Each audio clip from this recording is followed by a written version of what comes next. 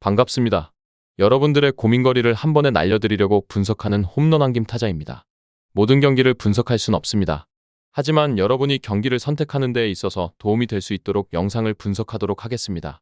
널려있는 뻔한 자료는 빠르게 넘기고 포인트만 집어 이 영상 하나로 여러분의 판단이 설 수 있게 하겠습니다. 구독과 좋아요 눌러주시면 감사하겠습니다. 바로 분석 시작하도록 하겠습니다. 첫 번째 경기는 나고야와 요코마리입니다. 나고야는 2골을 넣고 승리를 거두기는 했습니다. 하지만 여전히 4라운드에서 오픈플레이로 넣은 골은 나오고 있지 않았던 상태였습니다. 결국 나고야의 경기력을 아직 지켜보아야 할 이유는 충분한 것입니다. 물론 문제가 되었던 수비 조직력이 지난 경기에서 무실점을 기록했다는 점은 낭보이지만 지난 경기 상대 가시와의 공격력과 유려한 연계가 가능한 마리노스의 그것과는 다르다고 봐야 합니다. 요코하마 마리노스도 일단 강한 공격력과 미드필더 진에서 이루어지는 유려한 패스워크라는 플레이의 장점은 뚜렷한 편입니다. 물론 아직도 플랜 A인 공격적인 플레이를 커버할 수비적인 자원의 뎁스가 상당히 하락한 것은 사실이기도 한 상태입니다. 올 시즌에도 ACL에서 인천에게 당하거나 이미 후쿠오카에게 당하는 면모를 보여준 매치를 치르기도 했습니다. 결론을 말씀드리자면 2.5오버 양상에서 마리노스가 이기는 것을 생각해 볼 수 있을 듯 싶습니다. 일단 종합적인 패스워크와 공격력에 대한 고평가는 충분히 마리노스 입장에서는 유효한 것입니다. 결국 선수비 후역습 성향에서의 수비적인 난조가 문제입니다. 나고야가 아직 오픈플레이에서의 골 기록이 없다는 점이 마리노스 입장에서는 다행입니다. 두 번째 경기는 가와사키와 FC 도쿄입니다. 가와사키는 문제가 수비에서 나오고 있는 상태입니다. 사실 지난 시즌에도 빠르게 전진하는 팀을 상대로는 애를 상당히 먹는 등 문제가 없지는 않았었습니다. 더욱 큰 문제가 있다면 공을 쥐는 플레이에 대한 신뢰도도 떨어지는 모습을 보여주었다는 점입니다. 파이널 패스의 정확성도 그다지 좋아 보인 매치는 아니었고 공을 가지고 있다고 오히려 공을 빼앗기면서 역습으로 이어지는 모습은 좋게 보기 어려웠습니다. FC 도쿄가 보여준 매력적인 축구가 낮은 라인을 공략하는 데에도 효과를 본 모습입니다. 유동적인 움직임과 빠른 패스의 속력으로 후쿠오카를 격파했습니다. 일단 감독이 추구하는 공격적인 축구에 대한 가능성을 보여준 매치였다고 할 수 있을 것입니다. 물론 도쿄가 토트넘 같이 간결한 역습 성향에 약하다는 점은 생각해야 하는데 가와사키의 문제는 늘 기동력입니다. 역습을 추구하기에는 어려운 상대입니다. 결론을 말씀드리자면 FC 도쿄가 이길 수도 있을 것으로 보고 있습니다. 가와사키가 공을 가지고 전진하는 플레이에 대한 정교함도 꽤 떨어져 보였고 수비에서는 늘 기동성과 유려한 플레이에 약한 모습을 자주 보이는 모습입니다. 도쿄가 상당히 중원에서의 유려한 패스워크를 보여주는 등 슬슬 공격성이 올라오고 있다는 점을 생각해야 할 듯합니다. 세 번째 경기는 우라와와 후쿠오카입니다. 우라와는 슐츠의 공백이 수비에서 상당히 느껴지던 모습입니다.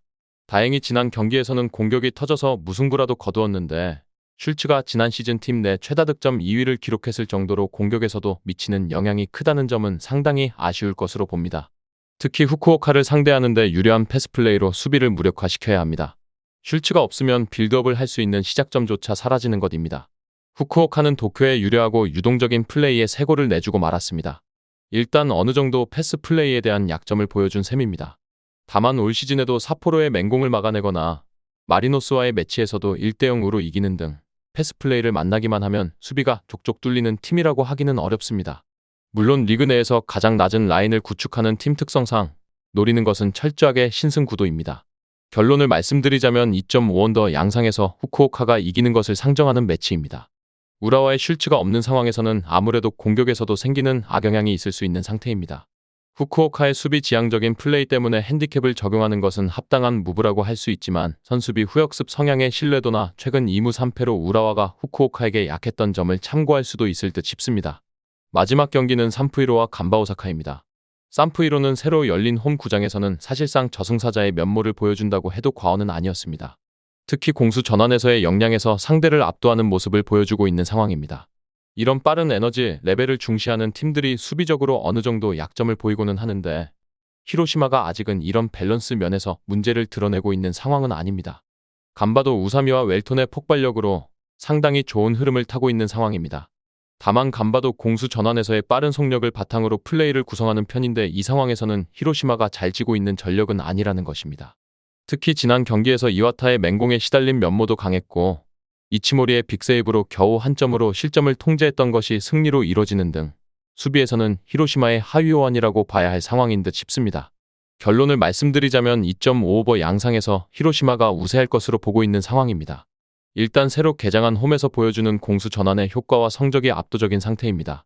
간바도 꽤 공수전환이 빠르고 외국인 윙어의 폭발력이 인상적으로 보이기는 하지만 그래도 수비에서는 히로시마보다 하위 호환의 모습을 보여주고 있다고 봐야 할 듯 싶습니다. 오늘의 분석은 여기서 마치도록 하겠습니다. 시청해주셔서 감사합니다. 내일은 더 좋은 자료로 다가올 수 있도록 최선을 다하겠습니다. 저의 분석을 더 보고 싶으신 분은 구독과 좋아요 눌러주시면 감사하겠습니다. 100%의 적중률은 없지만 100%의 수익률은 충분히 낼 자신이 있습니다. 매번 정답을 맞추진 못하면서 연패도 할 수 있지만 꾸준하고 길게 보신다면 분명 수익으로 보답드릴 수 있도록 하겠습니다. 특별하게 이윤을 추구해서 영상을 제작하는 것이 아닙니다. 저의 생각을 여러분들께 공유하고 싶은 좋은 취지로 시작한 만큼 좋게 봐주시면 감사하겠습니다. 여러분들도 아시다시피 스포츠 정보방에 들어가려 하면 사이트 가입 권유를 많이 받아보셨을 겁니다. 저는 그런 권유 하나 없이 순수하게 여러분들과 소통하며 즐겁게 스포츠를 즐기고 싶습니다. 구독과 좋아요 눌러주시면 감사하겠으며 항상 시청해주셔서 감사합니다.